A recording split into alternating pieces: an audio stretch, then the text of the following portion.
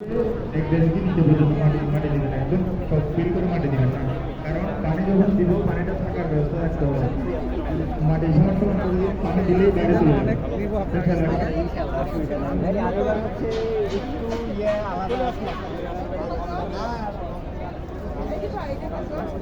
অবশ্যই নুড়ি পাথর দেওয়া।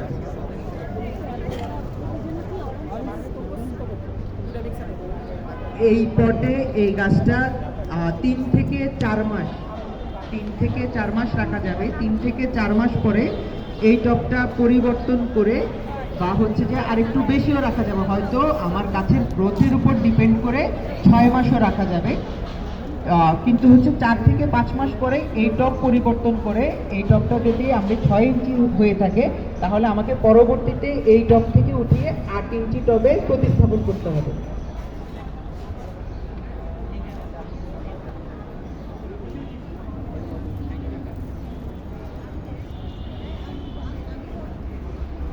বাগান বিলাসের জন্য সবসময় হচ্ছে